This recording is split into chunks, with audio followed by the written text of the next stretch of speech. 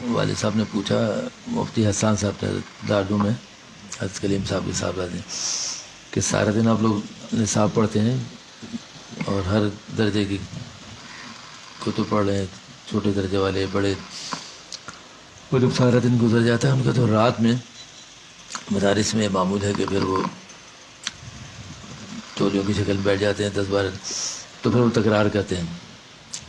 تو والد صاحب نے کہا بھائی بڑے بڑے استاد پڑھا کے چلے گئے، پھر آپ نے مطالعہ بھی کر لیا فرادی، تو پھر یہ سب جمع ہوتے ہیں عشاء کے بعد، اس سے کیا فائدہ ہوتا ہے؟ تو کہنے بہت زیادہ فائدہ ہوتا ہے اس تکرار سے، کہ سارا دن جو پڑھا تھا پچھلے سبق کو بھی دہراتے ہیں، تکرار ہوتی. تو کہنے میں آپ کو بتا نہیں سکتا کہ اس سے کس کے فوائد اتنے بے شمار ہیں. اور غالباً شاید مدرسے میں ہوتا ہوگا بڑے مدارس میں کہ، تو خاص طور پر والد صاحب نے اس بات کو پوچھا اور انہوں نے بہت دیر تک اس کی بتاتی، کیونکہ پڑھ کے فارغ ہوتے وہ استاد بھی، تو طالب علموں کو لگا دیا اور وہ اس وقت آپس میں تکرار کرتے ہیں سبق کی.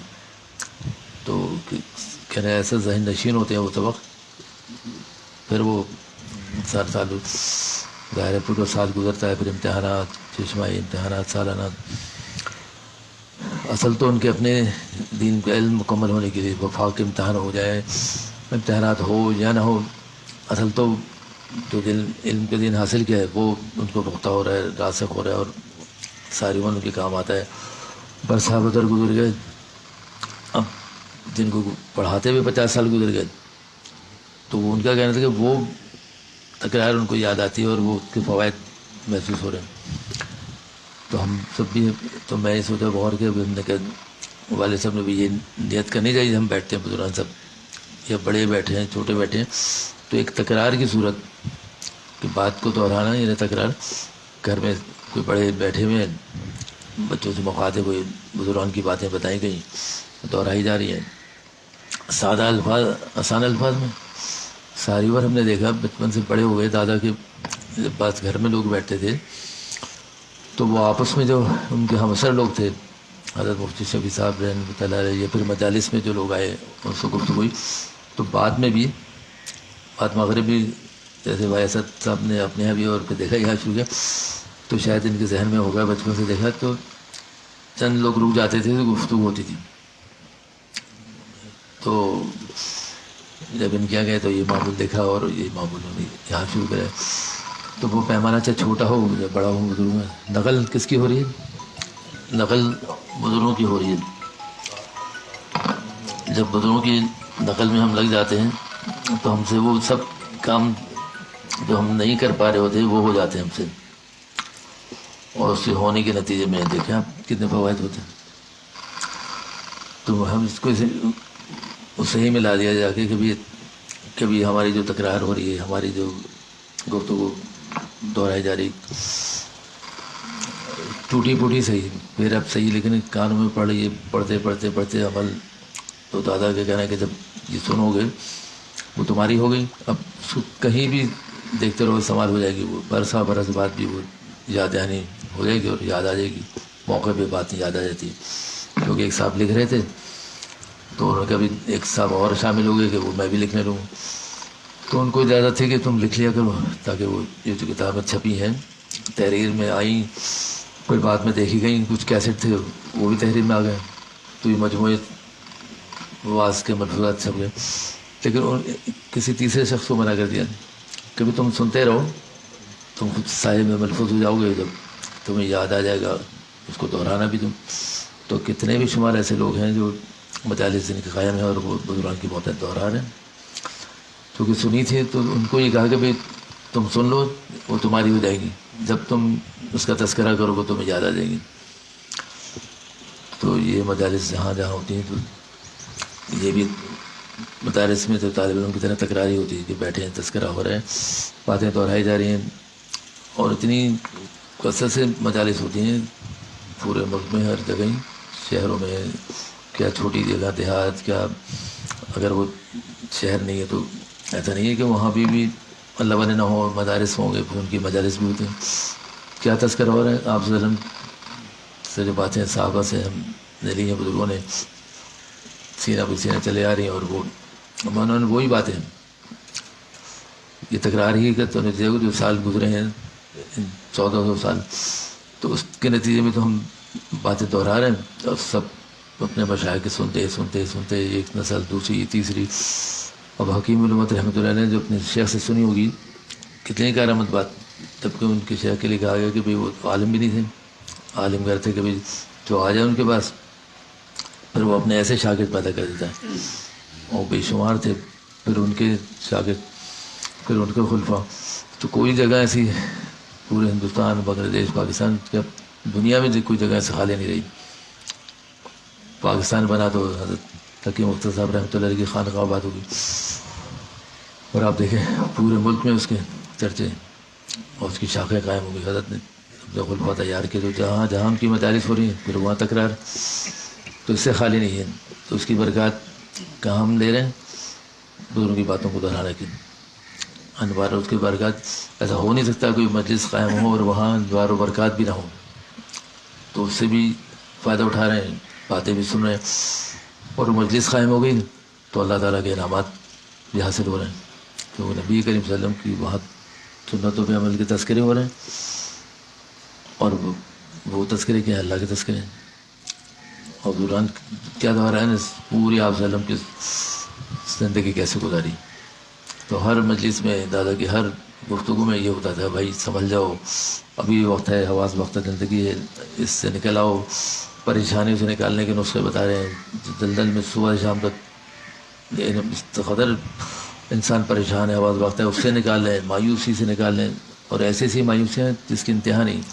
یہ ضروری ہے کہ روپیہ پیسے اور معاش کے مسائل ہم سے بن نہیں پڑتا ہے، عبادات نہیں بن پڑتی ہیں، اس کے بھی نسخے بتا رہے ہیں. کبھی کیوں گھبراتے ہو، کوئی مجاہدے نہیں کرا رہے، تم اس طرف آ جاؤ اور بہت آسانی سے کر لو گے.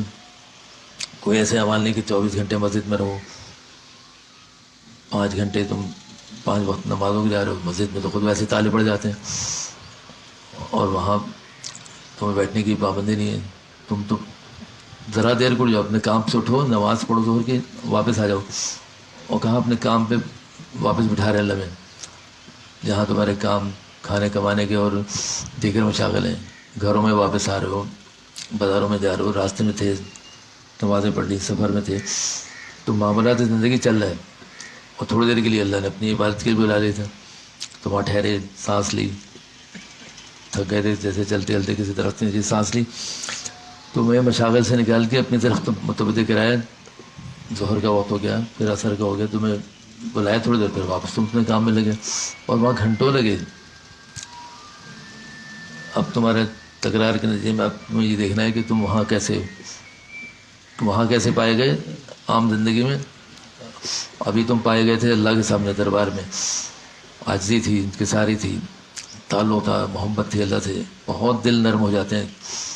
اب رمضان آتے ہیں تو کیسا انسان ہو جاتا ہے، اس سے کوئی گفتگو کرے تو حکم بھی ہے، کوئی دوسرا تیز گفتگو کرے، لڑنے لگے تو حکم ہے کہ بھائی میرا روزہ ہے، مجھ سے لڑائی جھگڑا نہ کرو، یہ کہنے کا بھی حکم ہے حدیث کا ایسے مفہوم. تو رمضان کی حالت ہم غور کریں، سارا سال وہ حالت اپنی بنا لیں کہ مجھے الفاظ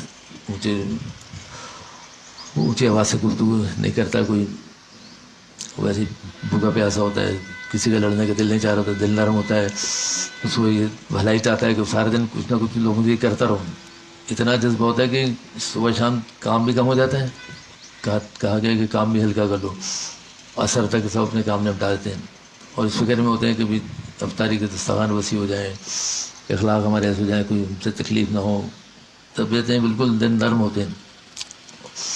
مگر سخت جان، سخت غصے والے، سخت طبیعت والے بھی اس وقت ایسے ہو رہے ہوتے ہیں کہ زیادہ وقت اپنا اس عبادت میں گزارے ہیں، اور تلاوتیں ہو رہی ہیں، کثرت سے ہو رہی ہیں، نمازیں ہو رہی ہیں، تراویح، تہجد. تو کیسا ماحول ہوتا ہے اس ماحول کو، یعنی اپنی طبیعت چونکہ بن چکی ہے، لوگوں سے تو ماحول بنا نا معاشرت، تو سب مل کے اس میں لگے ہوئے ہیں، خود کھا رہے ہیں، پی رہے ہیں، پھل سبزی خرید تو دوسروں کو بھی جتنا حصہ اپنے کھانے پینے کا گھروں میں ہے تو مسجد تک پہنچا رہے ہیں کہ بھائی وہاں بھی نمازی روزہ کھولنے کے لیے افطاری کے لیے آ رہے ہیں، تو وہاں بھی دسترخوان. جہاں 2-4 ہوتے تھے اب دیکھیں دسترخوان کتنے وسیع ہیں. تو جب طبیعت اسی طرح مائل ہو گئی، کس وجہ سے ہوئی؟ اللہ والوں کے پاس جا کے بیٹھ کے تکرار سنتے. اچھا رمضانوں میں پھر موقف ہو جاتی ساری مجالس. بزرگان کہتے ہیں بس اب یہ تو عمل کا مہینہ ہے, کچھ بات نہیں کریں گے, پھر ملیں گے رمضان کے بعد. صاف صاف اعلان کر دیتے بھائی اب رمضان کے بعد آنا. ایسے ہوتا نا سر. اور عید آئی, خوشیاں منا رہے عید کے بعد, پھر وہ عید ملن پارٹیاں, دعوت, کھانا پینا. تو وہ جو زندگی وقت گزارا 24 گھنٹے کا رمضان میں, تو بزرگان چاہ رہے ہیں کہ پورے سال میں تم ایسے ہو جاؤ کہ تم نے کسی پہ غصہ نہیں کیا, گھر والوں پہ, اپنے ماتحتوں پہ, اپنے ساتھیوں پہ کتنی نرمی کری. ایک شفقت کا ایک اتنا غلبہ تھا کہ جس کی انتہا نہیں تھی. اب ایسے رہو تم اپنے کاروبار میں, اپنے گھر میں, دیکھو گے کس شان سے جیو گے سنت پہ عمل کرتے ہوئے. خود بھی ہلکے پھلکے رہے گا اور گھر والے بھی, کام پہ بھی, بازاروں پہ بھی, دکانوں پہ بھی کوئی مسئلہ ہی نہیں ہوگا. چاہے چھوٹا سا کام ہو چاہے بہت بڑا کسی کام ہو, دفاتر ہو, اسکول ہو, ایسی زندگی تمہاری ہو جائے گی جیسے ہلکی پھلکی. اور یہ گزارتے گزارتے اگلا رمضان آ جائے گا, پھر سوچو کہ ایسے بھی کچھ اور کچھ خامیاں کمزوریاں رہ گئی تھیں اس کو پورا کر لیں. پھر پتہ چلا پھر مشق ہوئی. تو اتنے جتنے سال جس کو گزرے زندگی کے رمضان کے, تو اس نہج پہ لے آؤ کہ اپنی طبیعت تمہاری بن گئی. اور یہ کب بنی کہ پورے سال تم تکرار ہوتی رہی, تمہاری طبیعت نہ اس سے اتائی نہ پریشان ہوئے, بزرگ بس جاتے رہے, اللہ والوں سے باتیں سنتے رہے. تو نبی کریم صلی اللہ علیہ وسلم کی بہت ساری عادتیں, اعتبار اور جو سنتیں جو اس رسول اکرم پڑھیں ایک ایک صفحے میں مل جائیں گی. کیسے زندگی گزر, صبح شام, کھانا پینا, کپڑے پہننا, ملنا. اب ایک فرما رہے تھے کہ کچھ تو سنتیں ایسی ہیں جن کی یعنی دعائیں ہیں اور وہ پڑھتے ہیں تو کہتے بھائی سنتیں پوری ہو رہی. تو آپ اپنی زبان میں یا تو پڑھ لیں, اور اگر اس کو پڑھنا چاہیں عربی میں وہ دعائیں جو کتابوں میں ہیں, تو خیال ہوتا ہے کہ زیر زبر پیش سے اور اس کی ادائیگی میں کوئی فرق آ جائے. تو ذہن میں تو ہوتا ہی, پڑھ تو رہے ہوتے ہیں, نہ اچھا تلفظ نہیں, اتنی اچھی عبارت نہیں پڑھ سکتے. تو انہوں نے اتنی اچھی بات کی کہ ایک ایسی سنت بھی ہے جس میں کچھ پڑھا نہیں جا رہا, گھر میں داخل ہوئے تو مسکراتے بھی داخل ہوئے. تو یہ وہ سنت ہے اس میں کچھ پڑھا بھی نہیں اور ایسا کوئی مشقت بھی نہیں ہوئی, صرف گھر میں داخل ہوئے مسکراتے ہوئے. اور اس کے مقابلے میں گھر میں داخل ہوئے تو سر جھکا ہوا, یہ خیال تھا کہ چلو یہ ثواب بھی ملے, عبادت بھی, اور ماحول پورا کر لیں, تسبیح پڑھتے ہوئے سر جھکا کے. تو انہوں نے کہا یہ تو سنت نہیں ہے, یہ تو آپ عمل کسی اور وقت بھی کر سکتے ہیں نمازوں کے بعد, کہیں بھی ہوں تنہائی بیٹھے ہو وقت میں جائے کر لیں, لیکن اس وقت سنت یہ ہے کہ مسکراتے ہوئے داخل ہوں. تو کہنے اس کا اجر ثواب کا اندازہ نہیں ہمیں, اس لیے عمل چھوٹ گیا ہم سے کہ اس میں نظر نہیں گیا کہ اس میں کچھ پڑھا نہیں جا رہا. اس میں سلام کے زور سے داخل ہوتے بطور, جب سلام کیا تو برکت سلام کی سلامتی بھیجی. جو سننے والوں نے سن لیا, نہیں سننے والے خالی گھر میں بھی سلام کیا جا سکتا ہے, جو لوگ نہ سنیں جب بھی کیا جا سکتا ہے سن لے تو جواب دے دے ہوئی. تو ایک عمل ہو کے سننا اور مسکرا کے داخل. ان کا کہنا یہ تھا کہ اس میں کچھ بھی نہیں گیا کسی کا. تو یہ کب حاصل ہوگا جب ہم کسی کو بیٹھ جائیں گے, دل میں بات اتر جائے گی, ذہن بن جائیں گے. تو یہ تکرار کے نتیجے میں ہوتا ہے. کوئی بچپن میں کبھی کسی نے باتیں سنی ہو بزرگوں کی, اب عمل کر رہا ہو تو یہ فائدے سے خالی نہیں ہے, دفعہ ہی نفع اس میں. اگر کوئی پلٹ کے واپس آ جائے, یہ دور نکل جائے, جس کو کہتے ہیں بھولا ہوا شام کو آ جائے, تو وہ اس کو بھولا ہوا نہیں کہتے. تو اپنی تکرار کے نتیجے میں اگر وہ کسی اور سے ماحول میں چلا بھی گیا ہے, ایسا ہو نہیں سکتا کہ وہ واپس آ جائے اور اس کو یہ سب باتیں یاد نہ آ جائے اور وہ اس میں عمل پہ پھر گامزن ہو جائے گا. تو لیکن یہ کب ہوگا اور یہ کب پختہ ہوگا کہ ہم سنتے رہیں گے, کانوں میں باتیں پڑتی رہیں گی.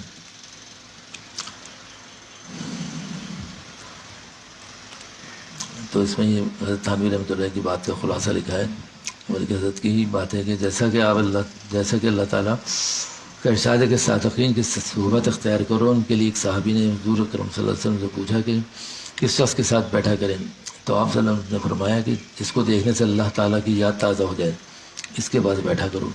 اللہ والوں کے پاس جب بیٹھیں گے تو دین آئے گا, اور پھر یہ دنیا میں جس سے محبت ہوگی کہ اس کی صحبت اختیار کی جائے گی قیامت کے دن اس کا حشر بھی انہی کے ساتھ ہوگا. اب کتنی بڑی بات ہے. دنیا میں رہتے ہوئے ہر چیز ہم معمولی سمجھتے ہیں, چھوڑتے چلے آتے ہیں. کبھی اس کا کیا فائدہ ہے, اس میں کیا حرج, اس کے کیا فائدے, جتنی باتیں رکھتے چلے ہیں وہ ہوتا ہے اس میں کیا حرج ہے اور اس میں کیا حرج ہے. تو حرج کے نتیجے میں معاملہ کہیں سے کہیں پہنچ جاتا ہے پھر, کیونکہ ہر بات میں ہم نے یہ لگا دیا کہ حرج ہے. اب کیا حرج کے چکر میں ہم سے چھوٹتی چلی گئی. چلو اس میں کیا حرج ہے, چھوڑ دیتے ہیں, اس سے کیا فائدہ ہے, اس سے کیا نفع. اور وہ باتیں دنیا کی تھیں, تو ظاہر ہے دنیا میں پلے بڑے, دنیا میں رہے, کھایا پیا, تعلیم حاصل کی, بڑے اور بڑے ہوئے, زندگی گزاری. لیکن یہاں کیا فرما رہے ہیں حضرت کہ جس کے ساتھ تم نے دنیا میں صحبت اختیار کی, جن کے ساتھ تم رہے, ماں باپ کے ساتھ, بہن بھائی کے ساتھ, بزرگان کے ساتھ, یہاں تمہیں اگر نیک صحبت ملتی رہی تو آخرت میں کیا ہوگا, آخرت میں بھی انہی کے ساتھ حشر ہوگا. تو ہم صبح شام اس میں بہت زیادہ عقل کی دوڑانے کی ضرورت نہیں, بہت تعلیم یافتہ ہونے کی, پی ایچ ڈی کرنے کی ضرورت نہیں, مفتی اور عالم بننے کے لیے تو خود کھلا عام مشاہدہ ہے. ابھی ہم کس کے ساتھ رہیں, اچھے برے کی تمیز تو اتنی ہے ہی ہر شخص میں ہے, جس کا ذرا تو فہم ہے, جو جانتا ہے دین مسلمان ہے, چاہے وہ کس درجے پہ ہو, لیکن یہ سمجھتا ہے کہ صحبت کون سی اچھی کون سی بری, کن کے ساتھ ہم رہنا نفع میں, کس میں نقصان میں. اس کو خود اندازہ ہو جائے گا کہ ہم ان کے ساتھ رہیں گے تو کسی دن برائی کرنے والوں کے ساتھ, تو ان کی برائی میں یہ کبھی ملوث ہوئے پھنس گئے تو ہمارا انصر بھی انجام ہوئی ہوگا. ابھی ہم بھی پھنس جائیں گے.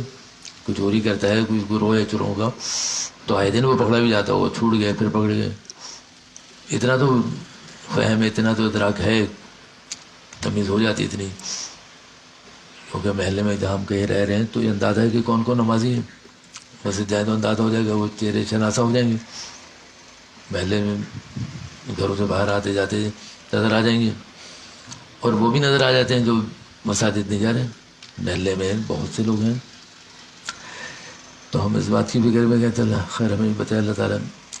مقصد یہ تنقید کرنا نہیں ہے یہاں بیٹھ کے کہ تبصرہ پڑوسیوں کے تو خیر بہت ہوگا.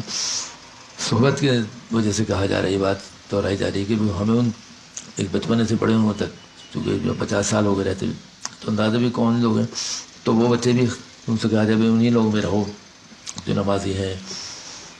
کسی درجے میں بھی نمازی ہوگا, بہت نیک آدمی ہوگا, چونکہ نماز پڑھا ہے وہ, کام پہ بھی وہ نیک ہوگا, کاروبار میں بھی نیک ہوگا, ملنے میں بھی نیک ہوگا, خوشی غمی میں بھی سب وہ کچھ کر رہا ہوگا, تو سنتوں پہ عمل کرنے والے تو اسی میں شامل ہو جائیں. تو حضرت یہی فرما رہے کہ تمہارا حشر اگر اچھے لوگوں اور اولیاء اللہ اور انبیاء کے ساتھ حشر چاہتے ہو تو اللہ والوں سے محبت پیدا کیجیے اور ان کے ساتھ تعلق کو بڑھائیے. اس سے اللہ کی محبت اور اللہ سے خاص تعلق پیدا ہوگا, حشر بھی انہی کے ساتھ ہوگا. تو کون نہیں چاہے گا کہ حشر ہمارا اچھا نہ ہو, وہاں جا کے کامیاب نہ ہو, تو انہی کے ساتھ کیوں نہ رہیں پڑے.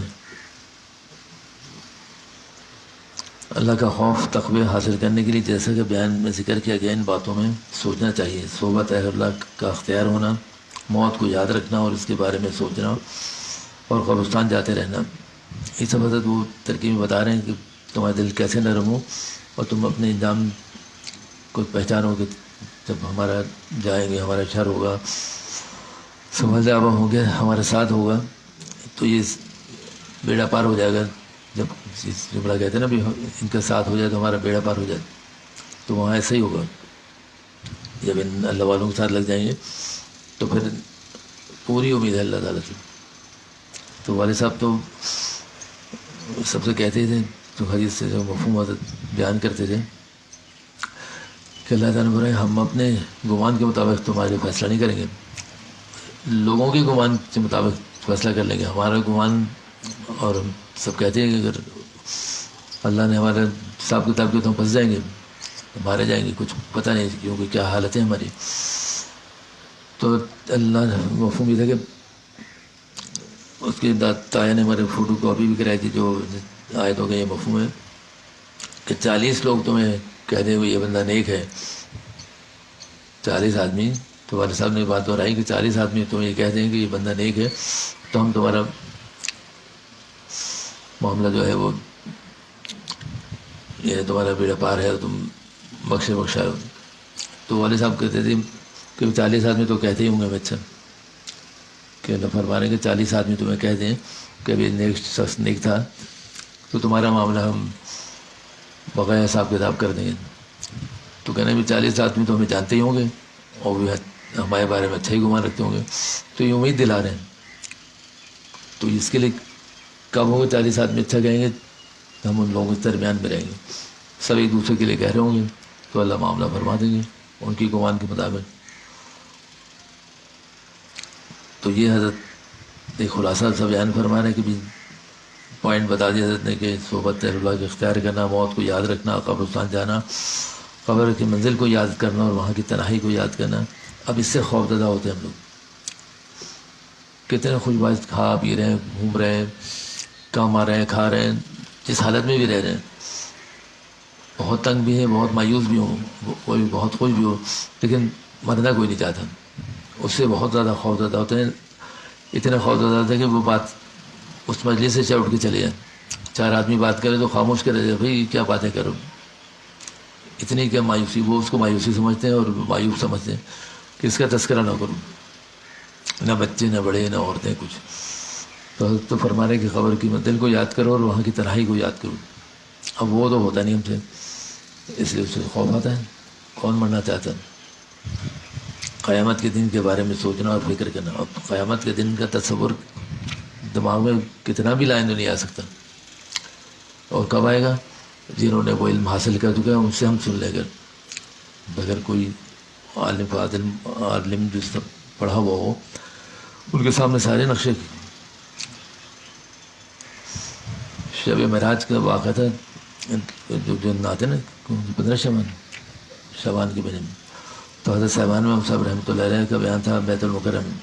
تو حضرت نے معراج کا واقعہ بیان فرمایا. حضرت نے اتنی تفصیل سے وہ بیان کیا، اس کی باریکیوں میں جا کے تو کوئی ظاہر قرآن میں سارے تذکرہ اور ان لوگوں نے حضرت نے پڑھا ہوا ہے تو اتنی گہرائی میں جا کے پڑھتے ہیں، سمجھ کے پڑھتے ہیں کہ ہم ان سے سنیں تو ایسا لگ رہا تھا کہ جیسے کہ ان کے سامنے سے وہ منظر گزرا ہو. اتنی تفصیل بیان کی حضرت، چونکہ 50 سال ہو گئے تو پڑھاتے ہوئے اس طرح سے تدریس کو سارے تفاصیر پڑھاتے ہوئے. تو وہ حیران رہ گئے، آنکھیں کھل گئی. اس قدر معراج کے واقعے اتنی تفصیل ہے، اتنی حضرت نے کھل کے بیان فرمائی کہ آپ سے لوگوں کو تشریف لے آنے سے لے کے واپسی تک وہ ہوا تھا لمحوں میں، لیکن تفصیل اس قدر ہے اس کی حدیث میں جائیں تو کہاں سننے کو ملی دوران سے. تو ایسا لگ رہا تھا انہوں نے ان کے سامنے کوئی منظر ہوئے سارے، اتنی تفصیل. تو ہم اس کا احاطہ نہیں کر سکتے. تو ہم اس لیے احاطہ نہیں کر سکتے کہ ان لوگ رات کے بعد بیٹھیں گے تو سنتے سنتے اس بچے ہیں اس عمر سے بڑی عمر ہونے تک، تو اسی لیے اللہ عنہ کے پاس بیٹھنے سے فائدہ ہوا کہ پوری تفصیل سننے کو ملی. مفتی قاسم صاحب ہمارے یہاں شیخ حضرت جامع حمادیہ سے تشریف لاتے ہیں، نوجوان مفتی. تو اس قدر ان کو علم ہے، اس قدر ہے حافظہ ہے کہ قرآن کے تو ہوتے ہیں حافظ، حدیث کے وہ حافظ ہیں، لاکھوں ہزاروں یاد ہوں گی. تو ان کے مدرسے میں گئے ختم بخاری میں کئی سال پہلے، تو ان کا تعلق عبدالرؤف سکری صاحب دامت برکاتہم سے ہے. تو وہ ان کے بیان سے پہلے مفتی قاسم صاحب کا بیان ہوا، اور اتنی انہوں نے بیان فرمایا، اتنی تفصیلاً تھی. اور کچھ باتوں کا ایسا تذکرہ تھا کہ وہ جب وہ واپس جا کے بیٹھے تو ان کے شیخ جب بیان کرنا شروع کیا تو سب کے سامنے کہا انہوں نے کہ بھائی مفتی قاسم یہ 2 حدیث تو تم نے پڑھی ہیں، یہ بھی مجھے لکھ کے دینا. ایک استاد ان کے شیخ اپنے شاگرد کے لیے کہہ رہے ہیں کہ بھائی تم نے جو حدیث ابھی پڑھی ہیں یہی مجھ کو لکھ کے دینا کہ میں مطالعہ کروں گا. تو یہ ہو جاتا ہے گہرا مطالعہ اور اپنی علم اس قدر. تو وہ تشریف لاتے ہیں ہمارے یہاں اتوار کو النور مسجد میں بیان ہوتا ہے ظہر کے بعد ہر اتوار کو. کوئی مصروفیت نہ ہو ہوتا ضرور ہے. ارے حضرت آپ تشریف لے آئے. اللہ اللہ. تو وہ مختلف وقتوں میں صحابہ کا تذکرہ کرتے ہیں کچھ دنوں، اور آپ صلی اللہ علیہ وسلم کی سیرت اور جیسا موقع ہوتا ہے ربیع الاول کا موقع ہے اس پہ بات کرتے ہیں. تو کچھ بہت ایسے مہینے گزرے بات چیت ہوئی جو ان کی مجالس ہوئیں صحابہ کی، اور جو آپ صلی اللہ علیہ وسلم کے زمانے میں جو جنگیں ہوئیں، تو اس نے تفصیل بیان کی کہ کون کون شخص اس میں شریک ہیں، کون شہید ہوئے، کون زخمی ہوئے، کن مقامات پہ ہوئے، کن گھاٹیوں میں، کن وادیوں میں، ان کے نام، جو گھوڑے استعمال ہوئے اونٹ ان کے نام. تو یہ کیسے ہو، لیکن اللہ کی شان ہے کہ وہ، اور حضرت بیٹھے ہوئے تو ان سامنے سے بات کرتے ہوئے شرم آتی ہے. ڈاکٹر صاحب تشریف لے آئے. اللہ اکبر. تو ان لوگوں کی زندگیاں جب مطالعے میں گزری، ہم ان کے پاس بیٹھیں گے تو ہم سنیں گے تو ہمیں یاد ہوگا، وہ سب وقت یاد ہوگا جو ان لوگوں نے ان کے سامنے دوہرا رہے ہیں اور ہم سن رہے ہیں، جس کی ہمیں ضرورت ہے. تو یہی فرما رہے ہیں کہ قیامت کے دن کے بارے میں سوچنا اور فکر کرنا، یہ ہم جیسے کورے آدمی میں اپنے سے مخاطب ہوں بخدا. تو مجھے تو اس بات کا مراقبہ کرتے ہوئے خوف آئے کہ خبر کا تب حضرت فرما رہے ہیں، اور یہ قیامت کے دن کے بعد. تو قیامت کے دن جو ہم سارے دن ساری عمر مشاہدہ کرتے ہیں، اسی کو ہم صحیح طرح اس کا تجزیہ نہیں کر پاتے، نہ کہ قیامت کے دن کا اور قبر کا کیا کریں گے. اور جس سے خوف بھی آئے، جس سے خوف ہوتا ہے تو وہاں بھی جاتا بھی نہیں نا. کسی کو اندھیرے کا خوف ہو تو اندھیرے میں نہیں جائے گا، تو اس کے بارے میں سوچے گا کیسے. اور خبر میں خبر کے بارے میں کیا سنا ہے، یہی تو اچھی وعیدیں بھی ہیں وہاں، خطرناک بھی. تو وہ اچھی تو اتنے اچھے ہیں نہیں کہ اچھی کہ وہ ہو جائے اس کا، اور جو خطرناک ہے وہ تو سوچ ہی نہیں سکتے. تو اس لیے حضرت فرما رہے قیامت کے دن کا ہے. تو ہم حضرات کے بس بیٹھے ہوں گے اہل اللہ کی صحبت میں، تو ہمارا ذہن بنا ہوگا، ہم نے سنا ہوگا، تذکرے ہوئے ہوں گے، تو ہم ہمت پڑے گی اس کی سوچنے کی. تو یہ کہاں ہو رہا ہے؟ تو حضرت فرمانے کی صحبت کے نتیجے میں. یہ حضرت نے جو نقطے بیان فرمائے، اور پھر آگے فرما رہے ہیں کہ حضرت اللہ تعالیٰ کے سامنے حاضری اور حساب کتاب کی فکر کرنا.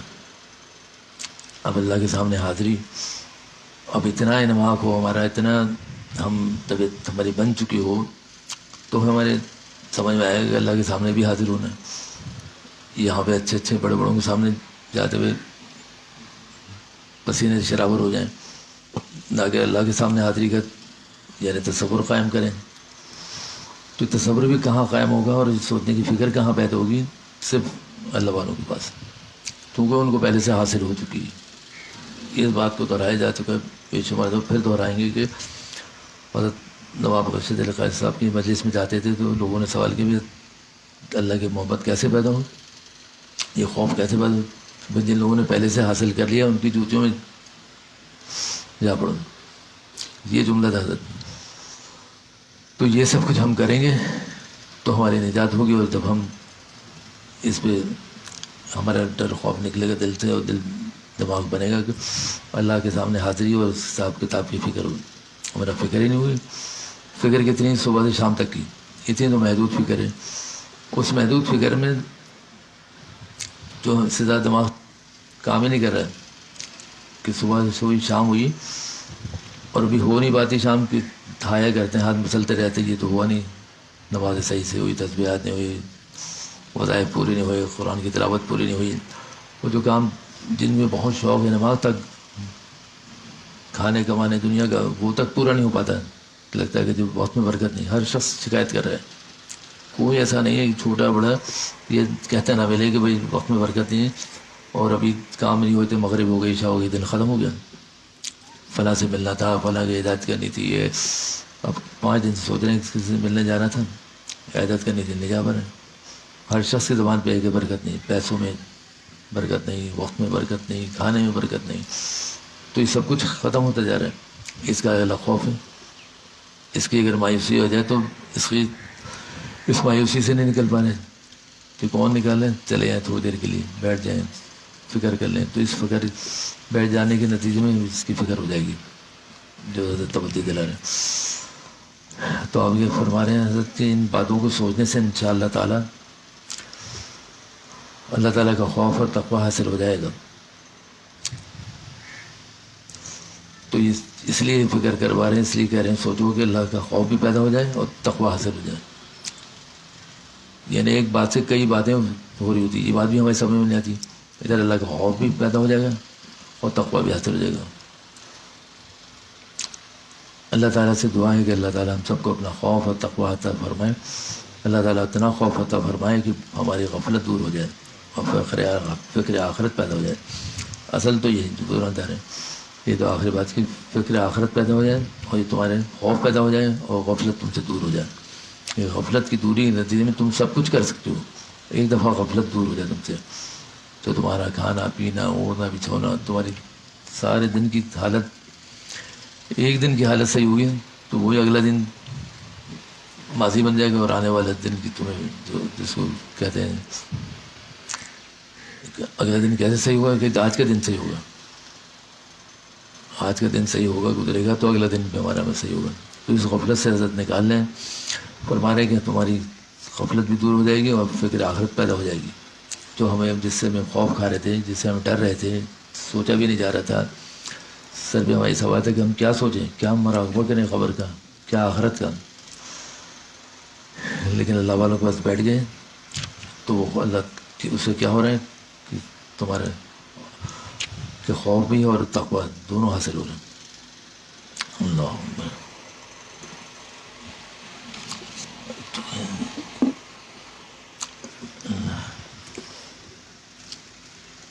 یہ سب برکت کے لیے پڑھا جاتا ہے کہ وقت قیمتی ہو جائے. اللہ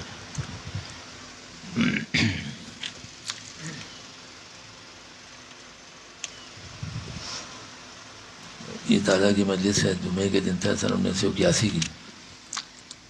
تعلق حقوق سے متعلق حضرت فرما رہے ہیں کہ اسی طرح آپس کے تعلقات ہیں دوسرے لوگوں کے ساتھ وابستہ ہیں, ان میں بھی کبائر کا ارتکاب ہو جاتا ہے, جیسے حسد ہے, کینہ ہے, غیبت ہے. یہ کوئی معمولی بات نہیں ہے. اب روزمرہ زندگی میں ہم تعلقات کہ ہمارے عالم تعلقات میں رہ رہے ہیں تو یہ سب صبح سے شام تک پیش آتے ہیں. تو حضرت اس کی نشاندہی فرما رہے ہیں کہ یہ گناہ کبیرہ کس طرح بچ سکتے ہیں ان سے. اللہ تعالیٰ فرما رہے ہیں کہ غیبت کرنے والا ایسا ہے جیسے اپنے مسلمان مردار بھائی کا گوشت کھا رہا ہے. یہی جو بات ابھی گزری تھی حضرت کی کہ ہر چیز کے مراقبہ کرنا, فہم پیدا ہو جائے تمہارے کہ غیبت کریں گے تو وہ اس کا ایسا ہے جیسے مردار بھائی گوشت کھا رہا ہے. اب جب ہم تصور ہی نہیں کریں گے اس بات کا کہ ہم غیبت کریں گے تو یہ ہم اپنے مردار بھائی گوشت کھا رہے ہوں گے, اس کا تصور نہیں کریں گے تو جب تک غیبت نہیں چھوٹے گی. یہ تو ہمیں دماغ میں بٹھانا پڑے گا بہت اچھی طرح. اور 4 آدمی جمع ہوئے باتوں میں تو ہو جاتی, جہاں باتیں نکلی طول گفتگو کو طول دیا اور وہاں غیبت شروع. تو اس کی نشاندہی کریں تمہارے دماغ میں یہ بیٹھ جائے کہ یہ بھائی ایسا نہیں ہے خالی غیبت مردار بھائی گوشت کھانے کے برابر ہے تو تم سے چھوٹیں گی وہ, اس لیے اتنی بڑی بات کہی گئی. اور یہ ہمارے اور آپ کی روزمرہ زندگی کی غذا ہو گئی ہے, اس کو گناہ ہی نہیں سمجھتے. بھائی نماز پڑھ کر تو ایک فرض ادا کر لیا, لیکن غیبت کر کے جو گناہ کبیرہ اس سے توبہ بھی نہیں کرتے کیونکہ یہ روزمرہ زندگی میں عادت ثانیہ بن گئی ہے. یہ بھی تو اللہ ہی کی نافرمانی ہے. اللہ تعالیٰ نے اپنے کلام میں صاف صاف لفظوں میں بیان فرمایا ہے کہ غیبت کرنا ایسی بری بات ہے جیسے کہ تم اپنے مردار بھائی کا گوشت کھا رہے ہو. اللہ یوں فرما رہے ہیں کہ آپ اللہ تکلف بڑا لذیذ سمجھ کر اپنے مردار بھائی کا گوشت کھا رہے ہیں تو توبہ کی بھی توفیق نہیں ہوتی. بھائی یہ کیسی نماز ہے, بڑی خوش فہمی کی بات ہے. اللہ ہمیں صرف نماز پڑھنے کی وجہ سے نجات دیں گے. عبادت کر لیں, رکوع کر لیا, سجدے کر لیے, تسبیحات پڑھ لی, وظیفے پڑھ لیے, بس سمجھ لیا کہ اللہ راضی ہو گئے, ہم جنت میں چلے جائیں گے. بھائی یہ جنت جانے کا راستہ نہیں ہے تب تک دین کے 5 شعبے میں ادا نہیں کرو گے. ہر شعبہ کے اندر جہاں جہاں اللہ کی نافرمانی ہے وہاں ایک تو گناہ کبیرہ یا گناہ صغیرہ ہے, یا اگر توبہ بھی نہیں کی تو اس کا خمیازہ بھگتنا پڑے گا دنیا اور آخرت میں بھی. اللہ فرمانے کہ ہم نماز پڑھ لیتے ہیں, روزے رکھ لیتے ہیں, زکوٰۃ دیتے ہیں, حج کر لیتے ہیں. ارے یہ تو دین کا ایک شعبہ ہے, عبادات ہیں. یہ شعبہ صرف اللہ میاں سے تعلق رکھتا ہے. وہ رحیم و کریم ہے, تمہاری ناقص عبادتوں کو قبول کر لیں گے. یعنی وہ تو اتنے رحیم و کریم ہے, سب کچھ تمہاری کر لیں گے. خامیاں کمزوریاں کوتاہیوں کے ساتھ تمہارے سارے اعمال پورے کر لیں گے. تمہارے صدقات, تمہارے ناقص حالات کو قبول کر لیں گے. یہ تو ان کا براہ راست واسطہ ہے. لیکن جہاں اللہ میاں نے اپنے بندوں کا حق تم پر واجب کیا ہے تو اپنے بندوں کا حق دلوا کر رہیں گے.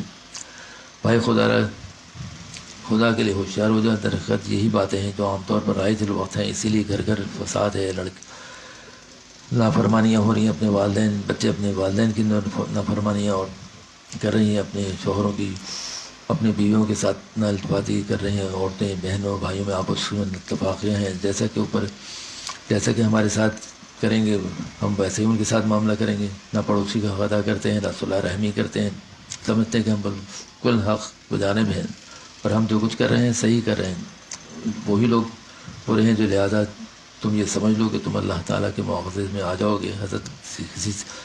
حسد کسی سے کرو گے کہ نہ کسی سے کرو گے، یہی تعلقات والوں سے، انہی عزیز و قارب سے، انہی احباب دوست احباب سے، اور کس سے معاملہ کرو گے. کین اور حسد کس سے ہوتا ہے؟ عام تعلقات ہی سے تو ہوتا ہے. تو یہ ساری نشانیاں کر دی ہماری تکرار ہے. جو بھی حضرت آپ تشریف لائے تو مدرسے میں جو بچے پڑھتے ہیں تو اس کی تکرار کا ذکر ہو رہا تھا کہ اس کے نتیجے میں ان کا کتنا پختہ ہو جاتا سبق کہ آخر میں امتحانات دے دیتے تو وہ اتنی توجہ سے اور پختہ ہو جاتی ہیں، راسخ ہو جاتی ہیں ان کے دلوں میں کہ وہ تکرار سے فائدہ ہوتا ہے. تو یہ ہماری جو ہم نے دہرائی تو چاہ رہے ہیں کہ جس کو دہراتے رہو. حالانکہ ساری عمر سنتے ہوئے ہو گئے، لیکن بچے ہیں ابھی اس عمر سے سنیں گے، بڑے ہو جائیں گے. اللہ دعا فرماتے ہیں آپ. اللہم صلی اللہ علیہ وسلم. اللہ بارک اللہ